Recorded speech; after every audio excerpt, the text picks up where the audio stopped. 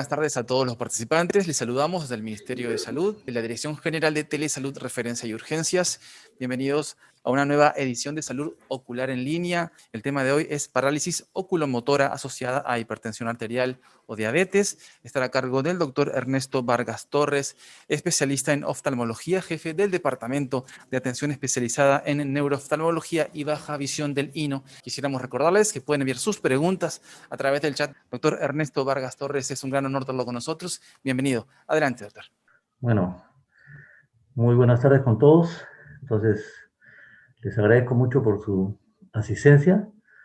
Vamos a tocar el tema de parálisis de los movimientos oculares, ¿no?, debido a alteración en los nervios tercero, cuarto y sexto, ¿no?, básicamente por alteraciones secundarias a problemas isquémicos por hipertensión, diabetes o hipercolesterolemia.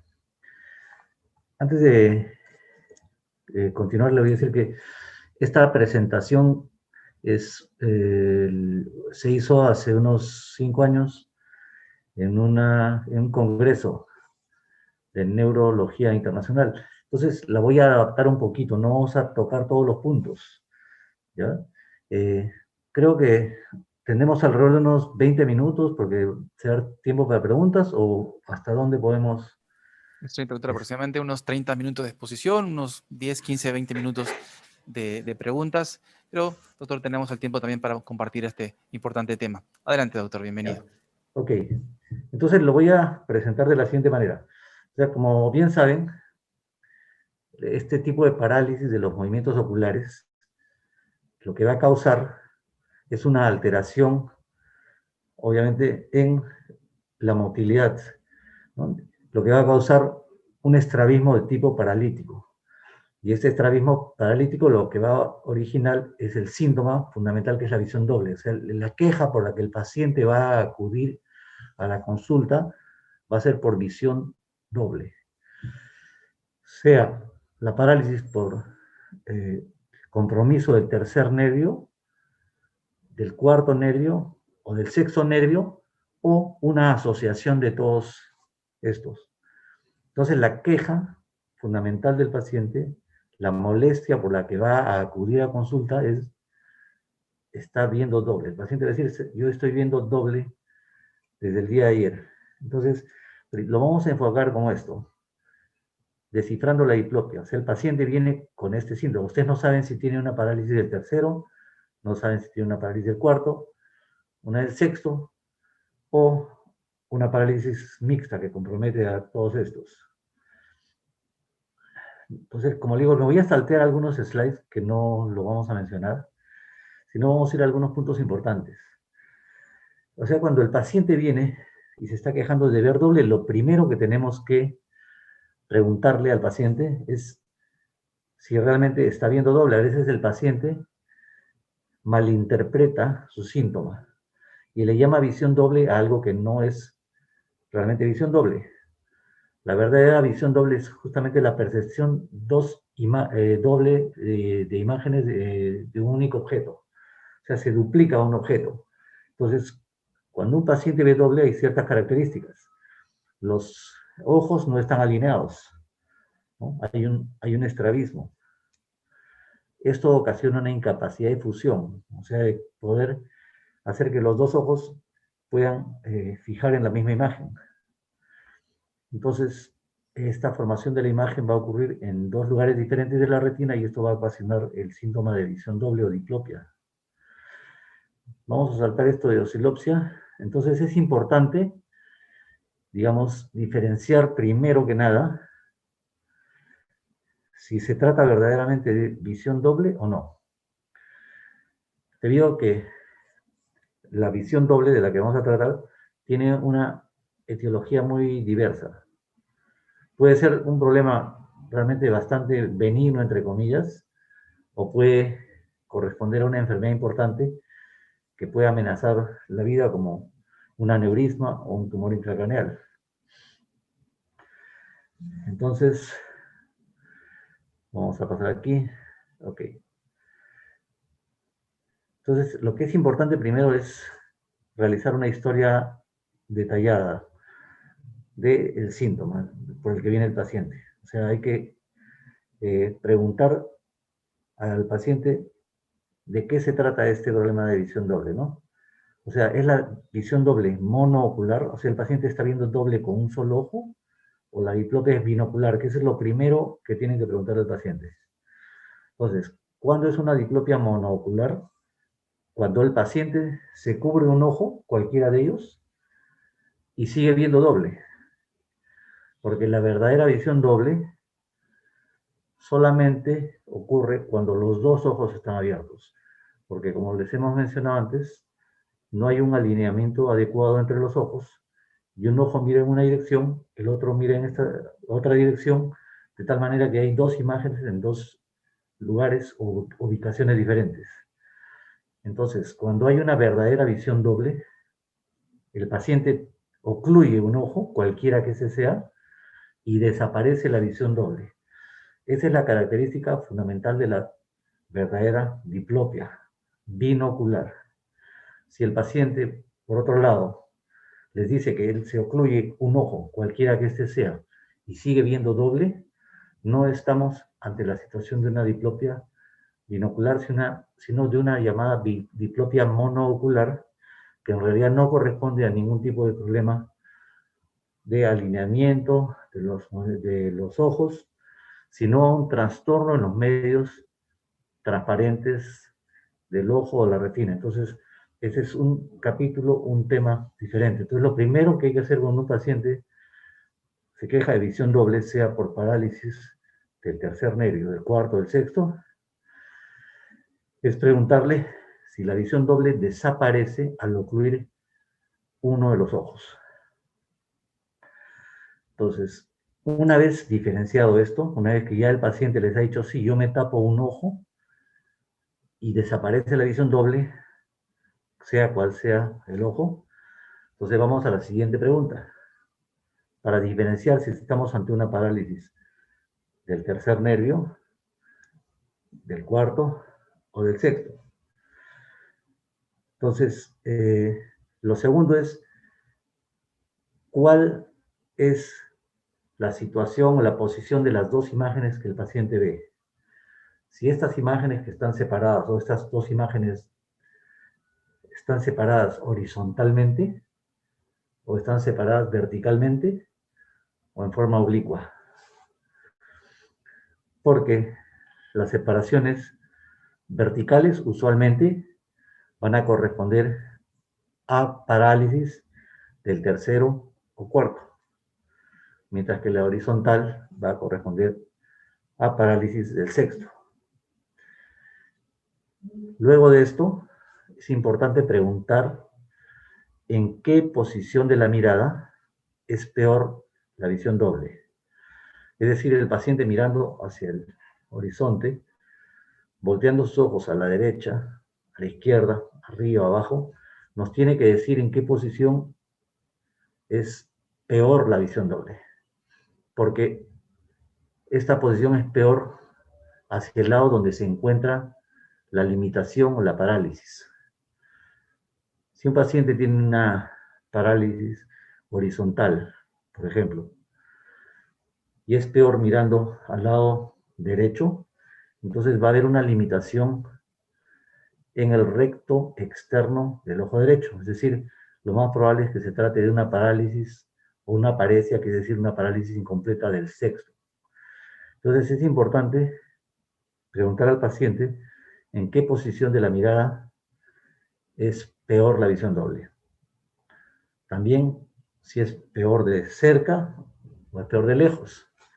Porque igualmente las parálisis del sexto, que como ustedes recordarán, el sexto nervio de ambos ojos, lo que hace es abrir los ojos hacia afuera. O sea, lo que hace es abducir. Si hay una parálisis o paresia de cualquiera de los ojos, el recto externo, parálisis del sexto, el ojo se va a ir hacia adentro. Entonces, cuando el paciente mira hacia lo lejos, uno usualmente abre los ojos. Entonces, va a notar más la parálisis cuando mira hacia la distancia. Cuando mira de cerca, usualmente junta los ojos y actúan los rectos medios. no los rectos laterales o externos. Entonces, puede no haber o disminuir la visión doble. Entonces, es importante eso segundo. Como dijimos, lo primero, si es o no visión doble. Segundo, cuando el paciente está mirando de frente, ¿cómo es la visión doble? Horizontal el desvío, vertical, oblicuo. Y tercero, ¿en qué posición de la mirada es peor? Porque repito, esto último nos dice hacia dónde está la parálisis, porque la parálisis es mayor hacia la zona donde, el desvío es mayor hacia la zona donde está la parálisis. Entonces, estos se llaman desviaciones incomitantes, ¿ya? Las comitantes son las que son iguales en todas las posiciones de la mirada. Es decir, por ejemplo, para lo más fácil, que es una parálisis del sexto. Si yo tengo una parálisis del sexto, digamos del lado derecho del ojo derecho, si yo estoy mirando de frente, mi ojo derecho se va a meter, va a entrar, va a ser una endotropia, porque está limitada la abducción. No voy a mirar hacia afuera con el ojo derecho. Y esa parálisis o paresia puede mejorar o desaparecer si yo miro hacia la izquierda. Y va a ser peor si yo miro hacia la derecha, que es donde está la parálisis. Y si yo la mido en posición primaria, mirando a la derecha o a la izquierda, va a ser diferente la magnitud. Va a ser menor mirando a la izquierda, va a ser un poco mayor mirando de frente y va a ser peor mirando a la izquierda, a la derecha, perdón, donde está el músculo parético. Eso se llama incomitancia. No es igual en todas las posiciones de la mirada, porque hay desviaciones de los ojos, por ejemplo en los niños, en los cuales puede tener un estrabismo, sea una endotropia o esotropia o exotropia hacia afuera, en donde al medirlos en posición primaria, medirlos mirando a la derecha, a la izquierda y en el resto de posiciones, el desvío es similar. Entonces, en esos casos se llama comitante. El desvío es igual en todas las posiciones de la mirada porque no se trata de un problema parético o paralítico. La característica de los problemas paréticos es que hay incomitancia, es diferente en las diversas posiciones de la mirada. El otro importante es preguntar si la parálisis o el desvío, perdón, la visión doble, cambia durante el día, porque esto nos orienta a dos enfermedades que se presentan comúnmente y confunden con los tipos de parálisis isquémicas, que son el problema de la tiroides, o sea, la parálisis asociada a problema tiroideo o la miastenia. Usualmente la parálisis asociada a problema tiroideo es peor por la mañana, cuando hay edema en los tejidos perorbitarios, y mejora con el transcurso del día cuando se va reabsorbiendo el edema. Al revés, ocurre con la miastenia, que es una enfermedad neuromuscular que también simula las parálisis motoras oculares. Como en la miastenia hay una fatiga de los músculos a medida que estos se van usando a través del día, esta empeora con el transcurso del día. Entonces es importante este tipo de preguntas para diferenciar desde el primer momento a qué tipo de parálisis nos estamos tratando. Ya les había dicho, es importante la separación si es horizontal, vertical u oblicua.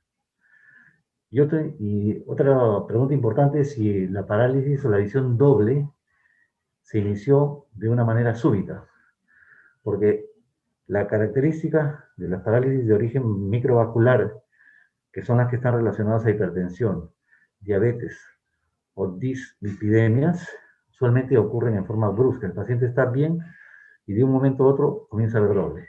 Puede haber un ligero empeoramiento en los primeros días, pero básicamente el inicio es así de brusco. Mientras que en las parálisis de origen, las parálisis que se inician gradualmente, o sea, que se instalan poquito a poco y van empeorando en el transcurso de muchas semanas o meses, usualmente están asociadas a problemas compresivos. O sea, me refiero a problemas tumorales.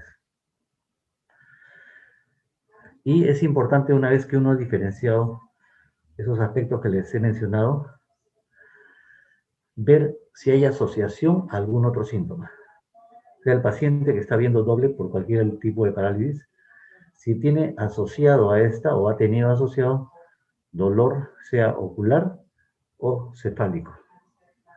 Si ha tenido algún tipo de adormecimiento en la zona de la frente, la cara, o hay algún otro síntoma neurológico asociado, es decir, dificultad, por ejemplo, para mover un brazo o una pierna, temblor en una zona, el lado derecho o el lado izquierdo del cuerpo.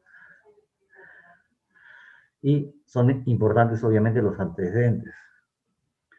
Traumatismo, porque muchas parálisis son secundarias de traumatismo. Y el tema que estamos hoy día tratando, la hipertensión arterial, si el paciente es un paciente conocido hipertenso, o al revés, es un paciente mayor de 50 años que no conoce que tenga ninguna enfermedad, debuta con una parálisis, y a raíz de la parálisis se le hacen las investigaciones del caso y se descubre bien que tiene hipertensión arterial no diagnosticada, bien que tiene una diabetes no diagnosticada, puede ser que tenga un problema tiroideo, alguna enfermedad maligna, puede ser que tenga una dislipidemia, etc. Ya habíamos mencionado esto con respecto a la diplopia monocular, que es un tema aparte y no vamos a tratar. Entonces, la diplopia monocular, una vez que ustedes la han diagnosticado, corresponde simplemente a una enfermedad ocular y el oftalmólogo debe estar en capacidad de diferenciar a qué se debe, porque esos usualmente se deben a problemas de los medios del ojo. O sea, es un problema, digamos, que puede deberse a una mala medida de la vista, una inestabilidad de la película lagrimal, un problema en la córnea, un problema en los medios transparentes, sea el cristalino, el vítreo, o una maculopatía.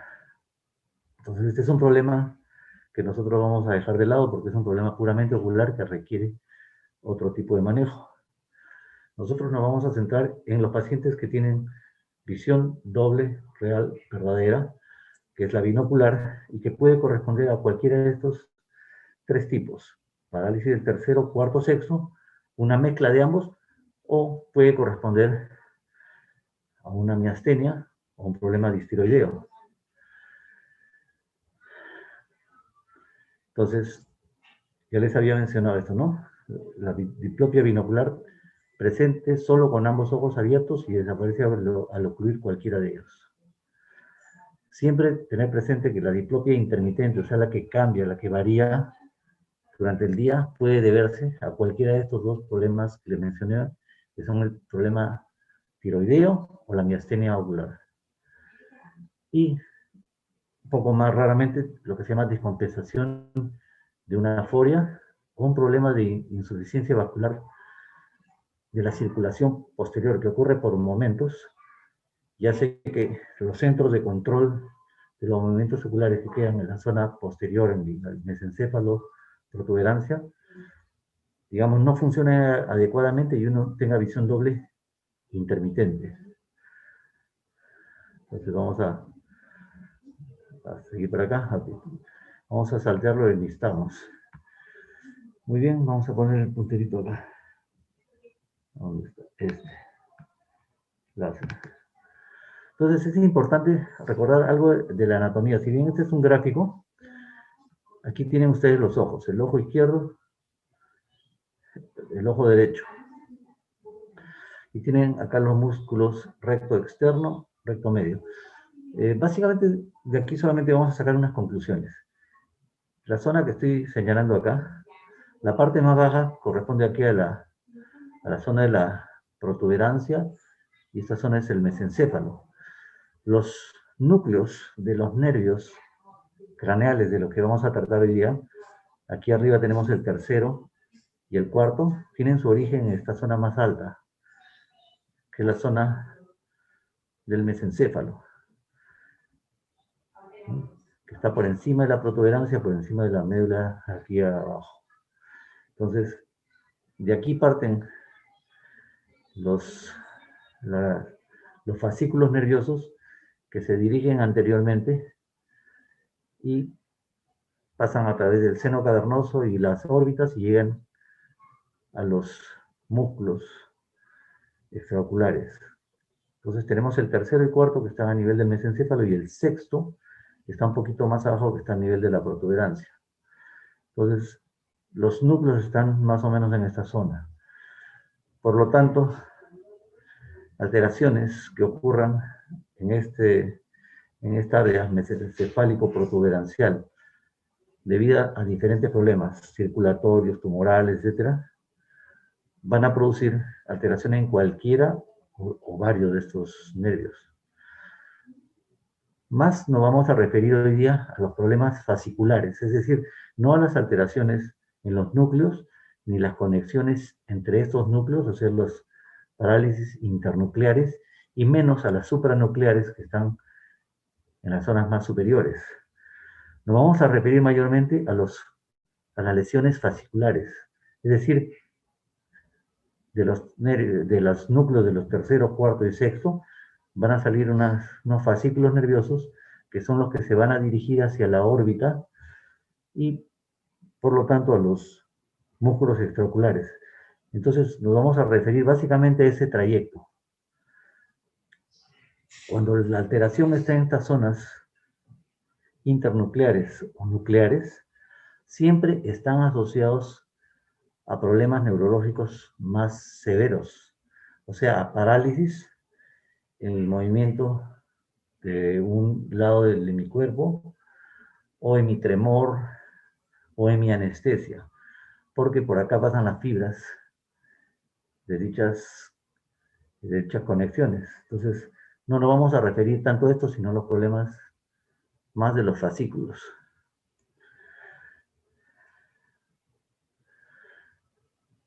Bueno, esto es para recordar lo mismo, estos son los núcleos del tercero, cuarto en el mesencéfalo y el sexto en la zona protuberancial.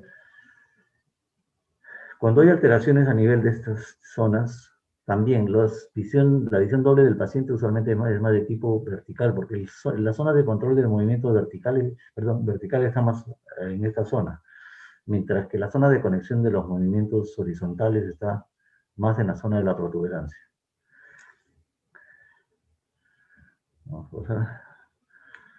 Aquí tenemos una imagen, un corte anatómico de los ojos, donde está básicamente la zona de los nervios ópticos, el quiasma, y su relación con el tercer nervio craneal, que como lo ven, está aquí. Aquí tenemos la zona del mesencéfalo, la emergencia del tercer nervio, y su relación con esta zona que es posterior al quiasma, que son las cintillas ópticas, ¿no? Ahora es muy importante esta relación. Vamos a volver al anterior. Si bien aquí no están, el tercer nervio está, digamos, así como los demás, están, digamos, en su trayecto, digamos, mucha conexión con otras estructuras, como en este caso, por ejemplo, el quiasma y la zona de las cintillas ópticas. Pero a su vez, en estas zonas, la región paracelar, tenemos los senos cavernosos. Y por estas zonas hay una serie de vasos sanguíneos. Por esta zona sabemos que está el polígono de Willis. Y de aquí salen una serie de ramas arteriales. Entonces, hay una estrecha relación en esta zona entre el tercer nervio y la arteria comunicante posterior. Es importante esta cuestión anatómica porque aquí pueden ver el quiasma, como lo habían visto antes, las cintillas ópticas, y pueden ver esta relación entre las arterias y el tercer nervio, que aquí está más arriba, ¿sabes? Es un corte al revés, ¿no? Pero es importante porque justamente uno de los problemas más serios y severos asociados a la parálisis del tercer nervio es, digamos, el aneurisma, que es el diagnóstico diferencial, o uno de los diagnósticos diferenciales más importantes cuando un paciente se presenta con una parálisis o parálisis del tercer nervio. Entonces, para no complicar mucho el asunto, la parálisis del tercer nervio es fácilmente diferenciable de la parálisis del cuarto y la parálisis del sexto, porque el tercer nervio va a inervar prácticamente todos los músculos que mueven el ojo, salvo el oblicuo superior, que está inervado por el cuarto, y el recto externo, que digamos que está inervado por el sexto nervio craneal.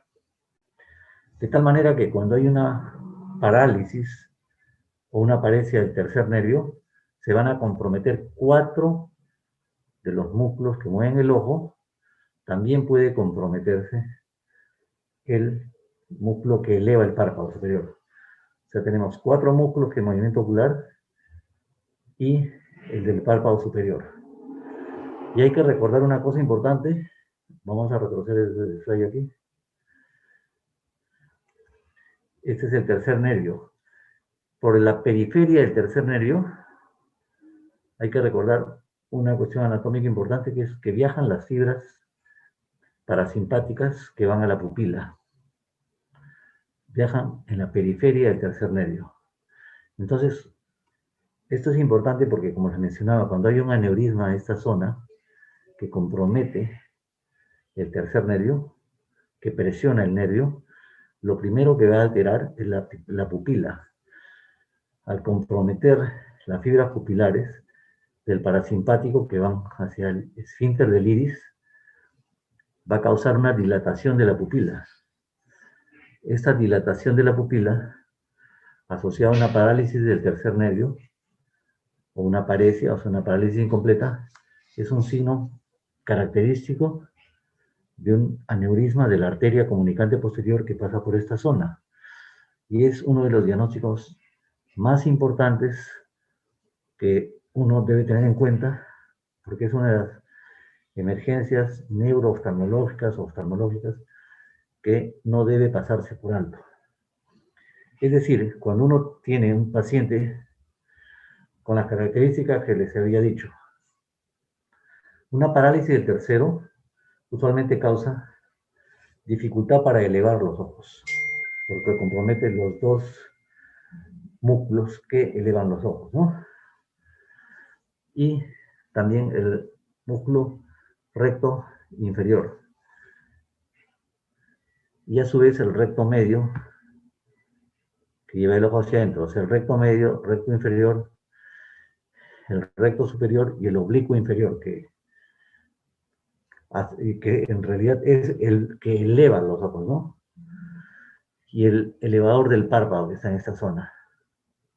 Entonces va a causar ptosis o caída de párpado, y el ojo va a estar desplazado hacia abajo y hacia afuera, porque no va a poder aducir, la elevación está limitada, y un poco también aquí la infraducción, pero como está actuando este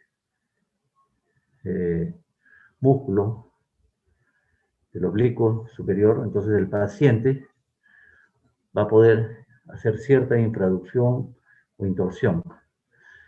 Entonces, el ojo va a estar desplazado abajo, hacia afuera, porque aquí lo está jalando el recto externo, y va a haber una ptosis parcial o completa. Entonces, cuando ustedes tengan un paciente con problemas de visión doble, aunque en este caso, cuando la parálisis es completa, la ptosis va a hacer que el paciente no vea doble. Pero si ustedes, como en este caso, le levantan el ojo y encuentran esta situación, entonces están ante una parálisis del tercero, que digamos es la más evidente o fácil de reconocer por la presencia de la ptosis. Pero lo importante en este tipo de parálisis es ver la pupila. Porque si ustedes pueden apreciar acá, la pupila está más pequeña y acá la pupila está mucho más grande. Y usualmente si ustedes lo alumbran con una linterna, esta no va a tener una adecuada reacción a la iluminación. Y esta sí. Entonces esto es un signo patognomónico de que la paciente en este caso tiene un aneurisma de la comunicante posterior, y esta es una emergencia médica, neurooftalmológica, oftalmológica y neurológica. Porque este paciente se revienta el aneurisma y va a tener una hemorragia subaracnoidea y puede morir. Ahora, afortunadamente, esta es la menor cantidad de casos. Usualmente las parálisis del tercer nervio, la mayor parte están asociadas a problemas microvasculares, microangiopáticos, isquemia, relacionada a hipertensión arterial, diabetes o dislipidemias. Entonces, cuando ustedes tienen un paciente con una parálisis del tercero, es decir, con estas características, lo primero realmente que van a buscar es ver la pupila. Si hay una pupila poco dilatada, poco reactiva, entonces este paciente es una emergencia, puede tener un aneurisma de la comunicante posterior. Eso es lo primero. Ahora, usualmente las parálisis asociadas a problemas microangiopáticos, vasculares, están, digamos, ocurren en pacientes mayores de 50 años. Y entonces, en estos pacientes, si es que no se conoce que tienen ya hipertensión, que tienen diabetes o dislipidemia, usualmente puede ser el primer signo de que tienen alguna de estas enfermedades de fondo. Entonces, el siguiente paso, si ustedes han visto un paciente con una parálisis del tercero, como en este caso, no hay compromiso de la pupila, tiene las pupilas que reaccionan ambas bien, es un paciente mayor de 50 años, y digamos que no tiene diagnóstico de hipertensión, diabetes o dislipidemia. El siguiente paso es estudiar estas posibilidades. Si el paciente tiene una hipertensión arterial escondida, si el paciente tiene una dislipidemia o tiene una diabetes que no ha sido diagnosticada. Entonces hay que pedirle los exámenes pertinentes para ver si se trata de estos casos. Si el paciente fuese menor de 50 años, usualmente la sospecha de que tenga alguna de estas enfermedades, si bien existe, es menor. Y en los pacientes menores de 50 años, la sospecha de que pueda tener una lesión expansiva, una lesión tumoral o cualquier otro tipo, es la que primero debe descartarse. Entonces, como ustedes ven, la parálisis del tercero es bastante fácil de diagnosticar, pero lo importante en la parálisis del tercero es fijarse bien en la pupila en el lado afectado, porque eso marca una diferencia entre una situación de emergencia o en una situación que puede resolverse a través de otro tipo de manejo. Ahora, le presento esto, que es un slide que antes estamos viendo, a ver si se puede ver, que antes lo vimos, pero ahorita no veo que se... A ver.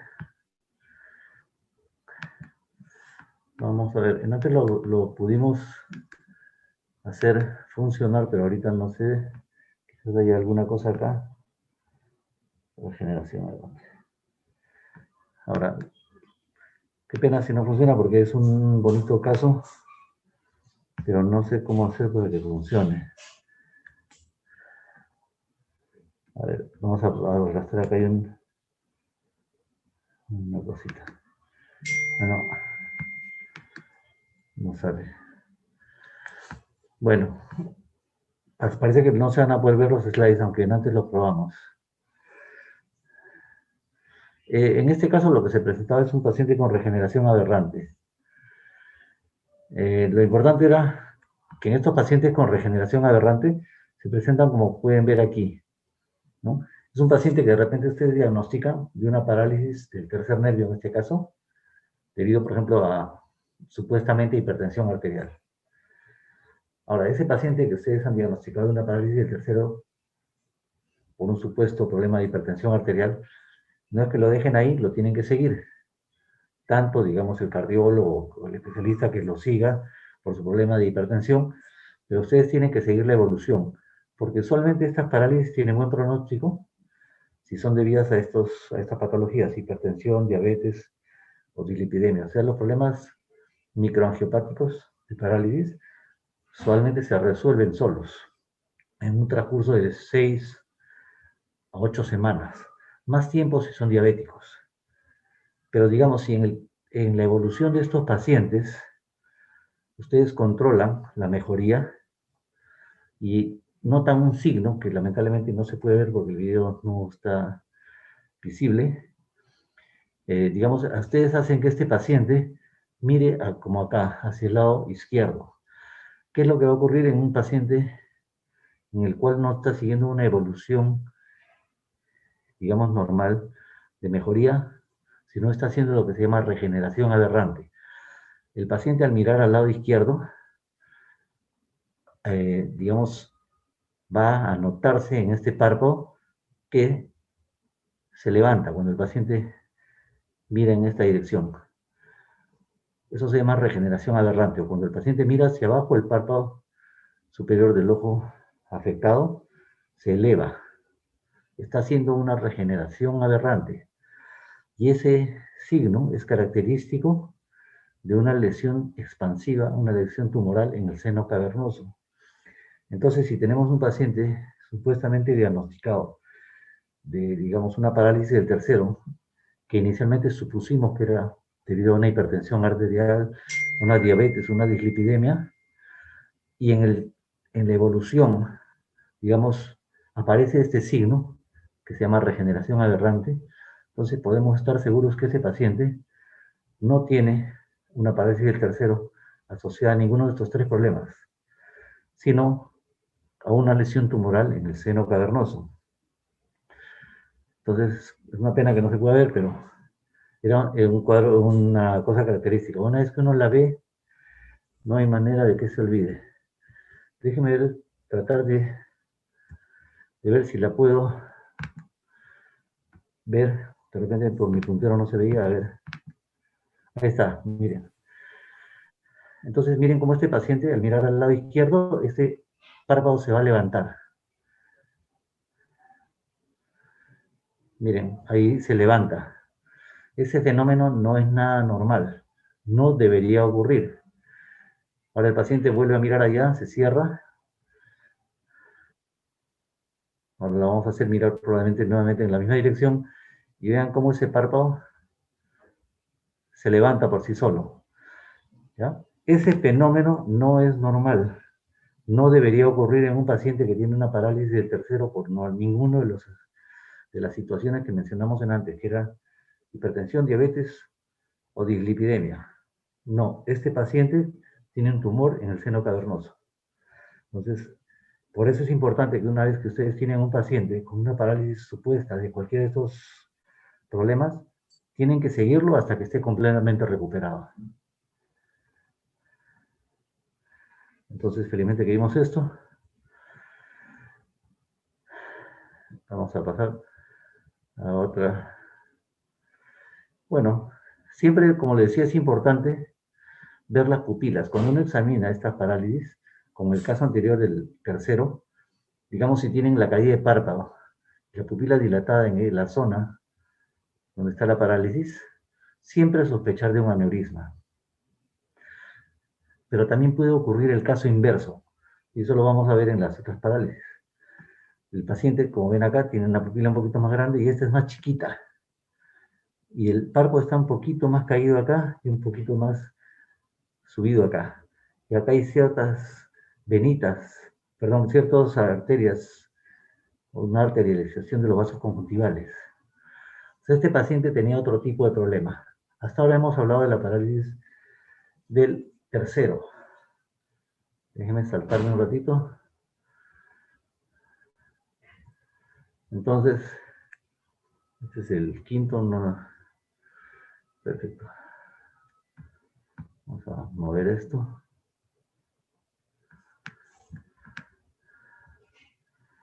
Un segundito que parece que sea. Ya está. Bueno, entonces aquí tenemos un esquema que vamos a ver. Este básicamente lo que quería mostrarles en negrito, que es el sexto. Acá arriba tenemos el cuarto, que viene desde el mesencéfalo, y acá el tercero. El tercero es el que está acá, el más alto. Tenemos el cuarto, que viene desde la parte posterior del mesencéfalo, no sale como el tercero ni el sexto, sino sale, digamos, anteriormente. Este sale en la parte posterior, el cuarto, y este es el sexto. Acá en esta zona está el seno cavernoso, el llamado seno cavernoso. Entonces las lesiones en esta zona no van a producir alteración en el momento ocular, que es más compleja, porque se paralizan el tercero, cuarto, sexto, o pueden paralizarse, ¿no? A su vez, acá está el quinto nervio. Esta es la rama frontal, la maxilar, que solamente pueden alterarse cuando hay alteración en el movimiento ocular. Como les decíamos, las pupilas, las fibras pupilares del parasimpático viajan en la periferia, aquí, del tercer nervio, acá arriba. Y se van a afectar y van a producirle, digamos, la dilatación de la pupila en el caso de un aneurisma. A ver, un ratito. No, si quiere correr mi slide. Ahí está. Bueno, entonces, ahora, ya dijimos que no vamos a hablar de la parálisis del sexto, que está afectada a nivel de la zona de la protuberancia, o sea, la zona de los controles de los movimientos oculares, sino ya la que corresponde a la parálisis fascicular. Entonces, como bien habíamos mencionado, en una parálisis del tercero, hay compromiso de 4 de los músculos extraoculares, el párpado superior, y puede haber compromiso de la pupila. En una parálisis del sexto, el sexto nervio, recuerden que solamente va a inervar el recto externo, de tal manera que cuando se afecta este nervio, lo que va a hacer el paciente es va a meter el ojo se va a desviar hacia adentro. Entonces es una parálisis muy fácil de reconocer. Es un paciente que está, digamos, desviando el ojo, pero el ojo está metido hacia adentro y no lo puede abrir debido a la parálisis. Más problema no hay. Entonces, ahora, esta si es completa, esta es fácil de diferenciar, pero la parálisis puede ser no completa, o sea, puede ser parcial.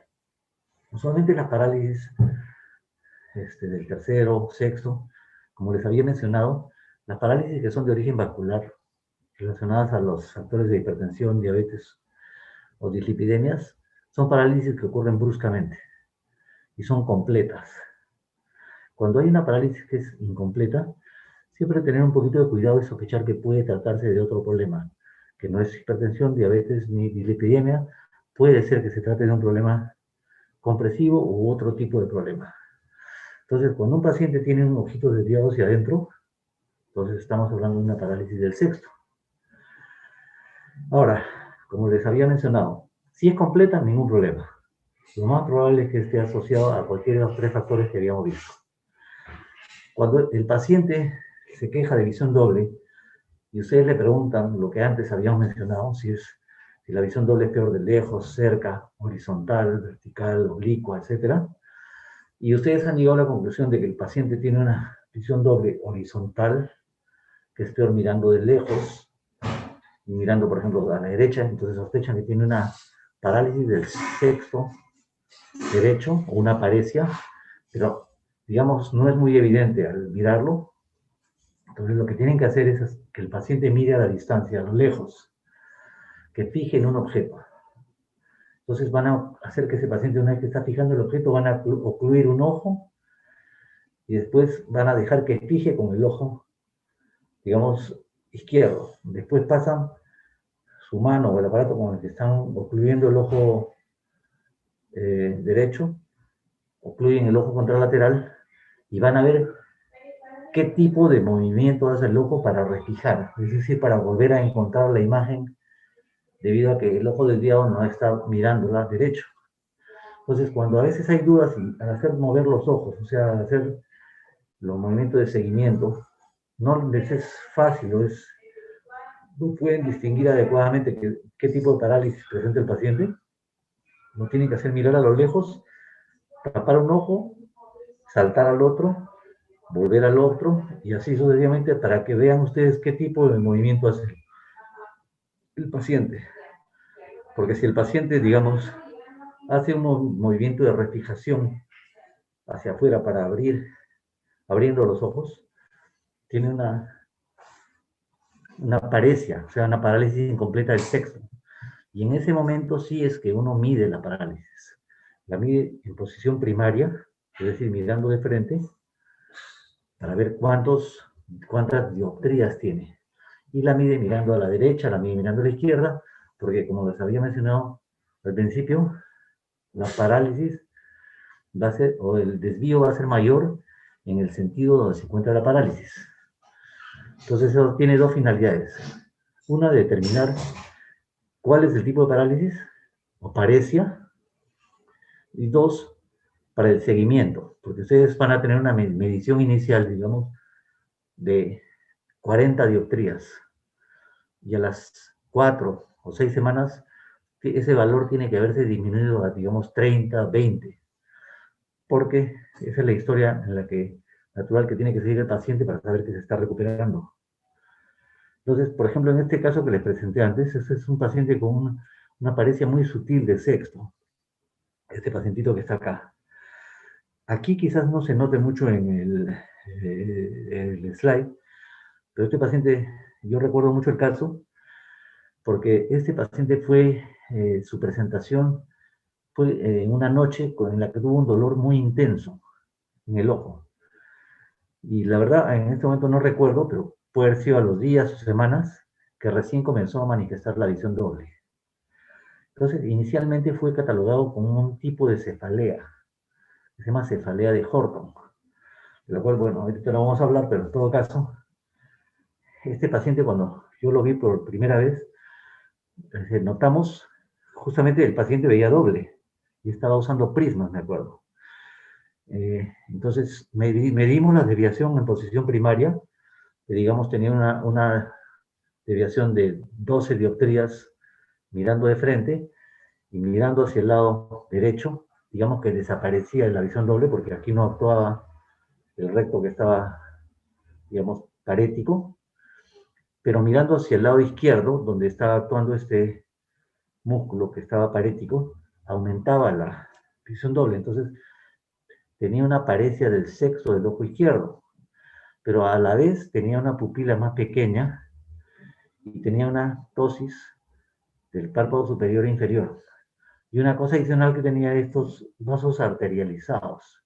Entonces, este paciente tenía una paresia del sexto, pero tenía un síndrome de Horner izquierdo también, debido a una fístula dural, que es una comunicación anormal entre la arteria y la vena a nivel del seno cavernoso. Entonces, esa fístula estaba llevando sangre arterial al seno cavernoso y de ahí a las venas de esta zona de la episclera y conjuntiva. Y eso era lo que le estaba causando la paresia del sexto a este paciente. Entonces, ya vimos la parálisis del tercero y ya les mencioné que la paresia del sexto, el ojo, se mete, entra, porque no funciona el recto lateral o recto externo, que puede ser completa o puede ser, digamos, parcial, una paresia, no total. Entonces hay que tener siempre más cuidado en las que son paresias, en las que no son completas.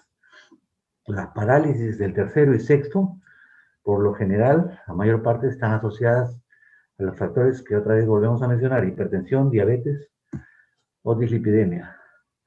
Y este tipo de paresia o parálisis es totalmente horizontal, porque el único músculo que se compromete es el inervado por el sexto nervio, y ese solo tiene que ver con la mirada horizontal, a diferencia del tercero, que va a múltiples músculos y al párpado, y también puede, digamos, verse afectada la pupila. Entonces, en el sexto, ya vimos eso. Vamos a ver si tengo un cuarto acá.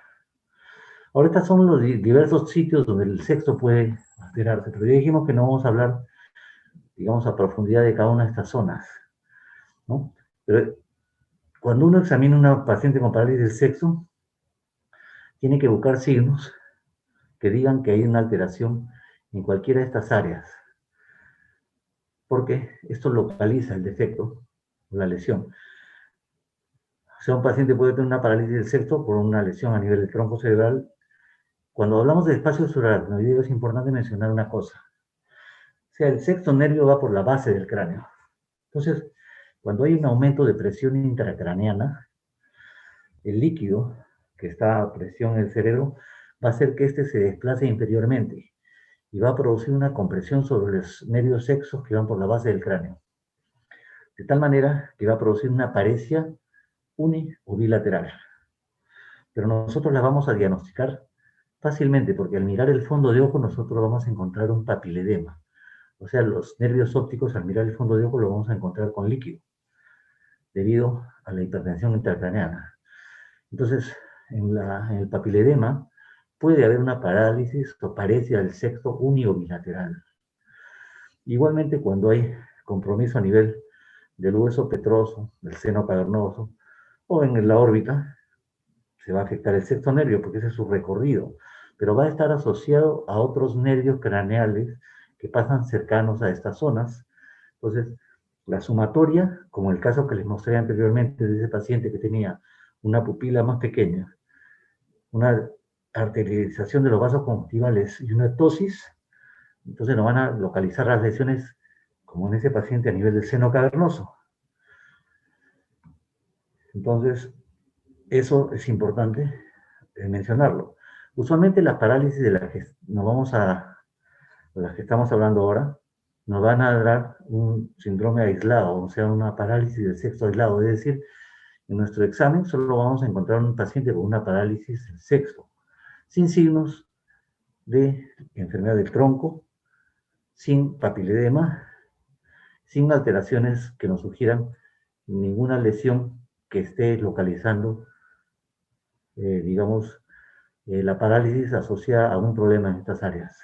O sea, cuando tenemos una parálisis del sexto puro, del tercero puro, sin compromiso pupilar, en un paciente mayor de 50 años, de aparición brusca, asociada o no a dolor ocular, periorbitario o hemicraniano, puede pensar que lo más probable es que sea una parálisis microangiopática de tipo isquémico asociada a hipertensión, diabetes o dislipidemia.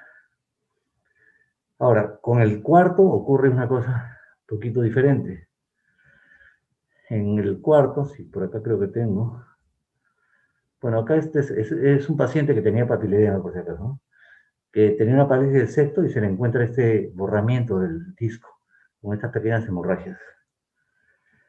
Y estos exámenes simplemente son los campos visuales donde se encuentra un aumento de la mancha ciega, y en la tomografía de coronación óptica se ve el líquido en los nervios ópticos. Entonces voy a saltarme esto que son las localizaciones. Este es el paciente que les presenté, ¿no? Quizás acá se vea un poquito más claro que tenía una paresia del sexto, o sea, una parálisis incompleta, pero tenía esta ptosis, pupila más pequeña y esta arterialización de vasos. Y si bien es un poquito difícil de ver aquí en las imágenes, pueden ver que el seno cavernoso del lado izquierdo está más abombado que el del lado derecho. Y hay una característica más importante que es, bueno, no es algo que les importa. Acá sí vemos el seno cavernoso más abombado, de ese lado está hinchado. Es la dilatación de la vena oftálmica superior, que sí es claramente visible, a diferencia de este otro lado. Pero si así tuviese en un solo lado los dos, eso es anormal. No, esta dilatación de esta vena no es normal. Eso ya nos indica que hay un pasaje de la circulación arterial a la venosa, está dilatándose esta vena. Es una de las causas, ¿no? Los trastornos solitarios, parálisis del sexto, bueno. Miastenia, a ver. Acá hay otro slide, me parece. Pero le mencionaba antes, en la parálisis del cuarto, habíamos mencionado nosotros ya el tercero, que va a los músculos que le mencionamos, el párpado. El sexto, que va a los rectos laterales. En el caso de una paresia o parálisis del cuarto nervio, entonces el paciente lo que va a tener es un problema de la mirada vertical, pero creo que acá no tengo un slide ese. Sí, no hay. El paciente, el ojito se va a desplazar en forma superior. Como se paraliza el músculo que digamos hace que el ojo mire hacia abajo, ¿no? El oblicuo superior. Entonces, al paralizarse este músculo, el ojo se va a ir hacia arriba, se va a desplazar superiormente, de tal manera que el paciente se va a quejar de una visión doble vertical, que solamente va a compensar con una, digamos, intorsión de la cabeza hacia el lado del nervio afectado. Entonces, es un paciente que va a quejarse de una visión doble vertical y que va a tener la cabeza inclinada para compensar ese déficit. Pero lo que nos va a dar el diagnóstico de una parálisis del cuarto es la medición de la desviación en las diferentes posiciones de la mirada. Pero lo primero que deben sospechar cuando ustedes tienen un paciente, como les digo, la parálisis del tercero es muy fácil, la del sexto el ojo se va hacia adentro, y en la del cuarto usualmente le va a tener una visión doble vertical. El desvío del ojo va a ser vertical. A veces es evidente al ver el paciente, a veces no. Entonces tienen que hacer lo mismo que les dije para el sexto. Hacerlo mirar a distancia, tapar un ojo, tapar el otro, alternar esto, y ver cómo se mueve el ojo. Si se mueve horizontalmente, estamos hablando de un sexto. Si se mueve verticalmente, lo más probable es que se tarde en cuarto, pero tienen que confirmarlo midiendo esta desviación en las diferentes posiciones de la mirada. Ahora, hay dos enfermedades que les había mencionado que hay que tener en cuenta. Una es la miastenia y otra es el problema tiroideo. ¿Por qué? Porque la miastenia y el problema tiroideo se pueden confundir con cualquiera de estas enfermedades. Entonces, por eso es importante preguntar bien al paciente todo, desde cómo es la característica de la visión doble, porque les mencioné que la miastenia empeora con el transcurso del día y al revés con el problema tiroideo. Si es intermitente o no. Entonces acá, por ejemplo, tenemos un caso de miastenia. Este es muy típico, pero a veces la miastenia se puede confundir con cualquiera de las parálisis motoras oculares. Por ejemplo, es una paciente que tenía visión doble, pero como les había mencionado, la miastenia se caracteriza por tener fatiga. Entonces, la fatiga es lo que van a ver ahora. Es una paciente en la cual pueden ver el párpado superior del ojo izquierdo y que ya tenía una diplopia vertical, que ahorita no la estamos midiendo, pero lo que queremos ver, cómo ustedes pueden notar cómo el párpado superior se va cayendo a medida que estamos haciendo que el paciente mire hacia arriba. Y acá estamos manteniendo fijos los frontales para que no utilice estos músculos para levantar el párpado. Entonces, la fatiga es una característica de la miastenia. O sea, si la encuentran, perfecto, en buena hora, porque nos ayuda con el diagnóstico. Recuerden que todo esto son una suma de cosas. Entonces, esta es miastenia. Vamos a pasar. Ahora, con respecto a las imágenes, o sea, estoy hablando de los estudios de resonancia magnética, básicamente, ¿no? Cuando nosotros tenemos un paciente con una parálisis del tercero, cuarto y sexto, las prácticas, las guías, las recomendaciones actuales son que cualquier paciente con una parálisis o parálisis del tercero, cuarto y sexto pase por una imagen, o sea, por un estudio de resonancia magnética. Pero es diferente para cada uno de estos casos. En un paciente con una parálisis del tercero y compromiso pupilar, básicamente lo que tienen que pedir es una angiotomografía o una angioresonancia magnética, porque están sospechando de un problema vascular o un aneurisma. Para los otros casos, básicamente es una resonancia magnética, pero lo ideal es que estos casos, la resonancia magnética las pida una persona, sea neurólogo, neurooftalmólogo o oftalmólogo que conoce el caso, porque no se trata de pedir una resonancia magnética al azar, sino en lo posible de señalarle al radiólogo en su orden las áreas que ustedes quieren estudiar, porque que tengamos una resonancia magnética normal o informada como normal muchas veces no nos dice que sea verdaderamente normal, porque pueden ocurrir dos posibilidades. Una, que la imagen no esté tomada bien, es decir, no esté enfocando el lugar que nosotros pensamos puede estar albergando la lesión, o dos, que el radiólogo no ha podido detectar el problema, porque cuando uno le pide una resonancia magnética, sin ninguna un dato clínico, es difícil que el radiólogo pueda fijarse en todas las áreas y saber qué es lo que se va a buscar. Pero sí es una indicación actual, digamos, el pedir imágenes en los pacientes con parálisis del tercero, cuarto o sexto. ¿Ok? Ahora, obviamente en los pacientes que tienen una parálisis del tercero y sexto, que son mayormente asociadas a problemas circulatorios, volvemos a lo mismo, hipertensión, diabetes o dislipidemias, los estudios van dirigidos a, digamos, determinar si hay hipertensión arterial, si es que no se conoce, o es un paciente que no la tiene. Y en este caso, se necesita la ayuda de un cardiólogo o de un médico internista. Y, digamos, los estudios también sanguíneos van a ir orientados a la búsqueda de diabetes, dislipidemias. ¿Alguna cosa más que olvidar acá? Bueno, las preguntas de repente.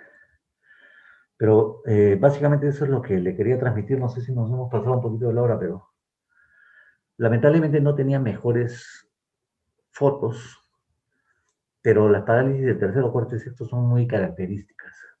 Entonces, si ustedes siguen los lineamientos que les he señalado, por lo menos pueden ayudar mucho en el diagnóstico y derivar prontamente, si es necesario, a los pacientes para que tengan una adecuada atención. Así que, bueno, les agradezco mucho y no sé si estamos dispuestos a responder sus preguntas, si es que hubiese alguna. Excelente. Muchísimas gracias. Felicitaciones, doctor Ernesto Vargas Torres, por esta excelente presentación. Agradecemos también a todos los participantes, también que han enviado sus preguntas.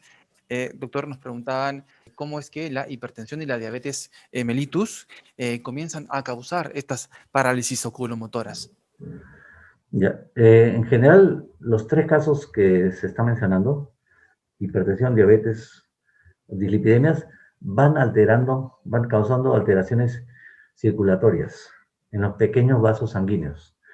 Y se supone, aunque no está demostrado, que en realidad lo que ocurre son microinfartos a nivel del seno cavernoso. O sea, son problemas en los nervios craneales, digamos en la periferia de los nervios hay unas cosas que se llaman vasa vasorum. Hay unos vasitos chiquititos que una vez que estos se afectan, producen las denominadas parálisis o paresias. Pero estas son reversibles, porque en sí no es un daño en el mismo axón, en el nervio, sino en la cubierta. Si una manera de entenderlo es como en un cable que tiene el cobre en la parte interior, y tiene la cubierta de un plástico aislante. Cuando se daña esa cubierta, la transmisión se dificulta o digamos, se para. Pero una vez que se ha regenerado esa cubierta, vuelve a funcionar. Entonces lo que aparentemente se dañaría es esa cubierta por el problema circulatorio, que como le vuelvo a repetir, aparentemente ocurriría a nivel del seno cavernoso, pero eso no se ha demostrado. Entonces, los problemas microangiopáticos, o sea, son problemas a nivel de la microvasculatura que ocurrirían en esa zona, producirían estos cambios que nos darían como consecuencia cualquiera de este tipo de parálisis o paresias. Y, como les digo, regeneran la cubierta y vuelve a funcionar nuevamente la transmisión del nervio. Ahora, usualmente en estas zonas también hay, digamos, terminaciones nerviosas. Es por eso que muchas veces puede haber dolor al inicio de la parálisis. Pero la parálisis usualmente, si bien puede ser dolorosa al inicio, no debe extenderse, digamos, más allá de 10 días o 2 semanas. Si la parálisis es dolorosa y el dolor se extiende por mayor tiempo, probablemente estemos ante otro tipo de cuadro. No estemos, digamos, hablando de una parálisis relacionada a estos problemas microangiopáticos, sino probablemente un problema inflamatorio, porque los problemas inflamatorios, usualmente en seno cavernoso o zonas aledañas, por compresión de las estructuras dolorosas, dan parálisis de tipo dolorosa, o sea, oftalmoplegia de cualquier tipo, o sea, parálisis dolorosa. Y como ese tipo de inflamatorio, muchas de esas responden al tratamiento con corticoides, pero su tratamiento debe ser dado por un médico especialista previos estudios. Doctor, nos preguntan con respecto a las complicaciones de esta parálisis oculomotora y también sobre si hay afectación de la visión, la vista del paciente. Bueno, supuestamente en la parálisis del tercero, cuarto y sexto el pronóstico es muy bueno. Obviamente el paciente tiene que, si ya se conoce que tiene cualquiera de estos factores de riesgo, volviendo a mencionar hipertensión, diabetes o dislipidemia, probablemente el paciente no esté llevando un buen control de esos problemas. Entonces, es volver a referirlo a su médico para que el paciente tenga un buen control de estas enfermedades de fondo que ya lleva. Porque al final no es solamente la parálisis motora ocular la que el paciente, digamos, va a presentar como complicación, sino sea la hipertensión, sea la diabetes o la dislipidemia, probablemente le estén causando daños o lesiones en otros órganos. Entonces el paciente va a tener, es un paciente potencialmente en riesgo de hacer una serie de problemas, especialmente los diabéticos. Entonces lo primero es, uno, determinar si el paciente si ya tiene alguno de esos problemas, qué pasa, por qué no está bien controlado. Dos, el paciente muchas veces no se sabe que tiene estos problemas y al hacer los estudios se detecta que los presenta, entonces simplemente corregir estos factores de riesgo. Pero finalmente el pronóstico es muy bueno porque todos estos pacientes prácticamente van a una recuperación completa y el lapso de tiempo es más o menos 6, 8 semanas y los diabéticos un poco más de tiempo. Pero el pronóstico es excelente. No es así con los pacientes que están, digamos, con parálisis de estos nervios asociadas a los otros problemas, sean inflamatorios, sean tumorales, sean vasculares. Esos pacientes, como le dije, van a tener otro curso. Es por eso que el seguimiento de los pacientes es importante durante esa recuperación para ver si cambia, ¿no? Su recuperación, si su recuperación no es la esperada. O al final termina siendo otra enfermedad, como por ejemplo la miastenia, que muchas veces nos da muchas sorpresas. Nos han preguntado sobre las alternativas terapéuticas que tenemos. Muy bien. Claro, volviendo a lo anterior, o sea, el tratamiento debe ser dirigido a la enfermedad de fondo. En este caso, digamos que un 90% de las parálisis motoras oculares en pacientes mayores de 50 años son debidas a estos problemas microangiopáticos secundarios a las enfermedades que mencionamos, que son diabetes, hipertensión, dislipidemia. Entonces, el tratamiento de fondo va dirigido a la prevención y manejo de esas enfermedades. Porque ninguna medicación, en realidad, que se les dé, está probado que va a acelerar la recuperación de la parálisis. Son más que nada placebos para el paciente. Entonces, ni el neurobión, ni las vitaminas, ni los ejercicios, ni las medicaciones que ayudan a mejorar la perfusión sanguínea o la irrigación sanguínea. O sea, no se ha probado que ninguna en realidad funcione para este tipo de parálisis. Más, le vuelvo a repetir, algo como tipo placebo. Entonces, bueno, no está contraindicado darlo mientras el paciente, o sea, no se le vaya a hacer daño, ¿no? Y tenga un adecuado seguimiento. Lo que sí hay que tener mucho cuidado con tratar a estos pacientes con corticoides, porque pueden enmascarar enfermedades. Entonces, si le damos corticoides y digamos no se trata de una de estas parálisis debido a hipertensión, diabetes, etcétera, y se trata más bien de un problema, digamos, tumoral, inflamatorio, lo pueden enmascarar por un tiempo, nos va a hacer dificultar el diagnóstico y este problema puede reaparecer con mayor intensidad o mayor gravedad en otro momento. Por otro lado, el uso de corticoides en un paciente diabético puede ser contraproducente, igualmente en un hipertenso. Entonces, estas medicaciones deben manejarse con cuidado. Entonces, como le digo, mientras usemos vitaminas, usemos medicaciones como la citicolina, la petoxifilina, bueno, que en realidad, como digo, no están probadas, pero no van a causar mayor problema en el paciente, no hay una contraindicación. Pero no usemos medicaciones que pueden ser perjudiciales para el, digamos, manejo o el diagnóstico posterior del paciente. Bueno, felicitaciones, doctor Ernesto Vargas Torres, por esta excelente presentación. Doctor, ¿algunas recomendaciones finales dirigidas a todos nuestros participantes el día de hoy? Bueno, que espero que digamos, esta presentación de SEA ha servido por lo menos para tener una idea de cómo manejar a los pacientes. Lo que fundamentalmente me interesaría que vean es este tipo de paciente que va con una parálisis del tercero con compromiso pupilar, porque esa es la verdadera emergencia. Cualquiera de los otros casos puede esperar, pero una parálisis del tercero con compromiso pupilar realmente es una de las mayores emergencias médicas, y si no es diagnosticada a tiempo, el paciente va a terminar con una hemorragia subaracnoidea que pone en peligro su vida. Entonces, eso es lo primero que deben diagnosticar. Un paciente con una parálisis del tercero, especialmente si es menor de 50 años, o así sea mayor de 50 años, fíjense con una buena linterna y comparen cómo es la contracción pupilar. Si la pupila del lado afectado está más dilatada, no responde bien a la luz o tienen dudas, ese paciente trátenlo como una emergencia. Envíenlo al sitio más adecuado para que sea manejado según sea necesario. Igual les diría con las otras parálisis, pero claro, las otras pueden esperar, no son la emergencia que son las otras, ¿no? Que eso es la parálisis de tercero con compromiso pupilar. Excelente. Muchísimas gracias. Felicitaciones, doctor Ernesto Vargas Torres, especialista en oftalmología, jefe del Departamento de Atención Especializada en Neurooftalmología y Baja Visión del Instituto Nacional de Oftalmología. Doctor, le agradecemos mucho y lo esperamos en próximas telecapacitaciones. Un gran saludo para usted y todo el equipo de Lino. Muchas gracias. Bueno, muchas gracias a ustedes.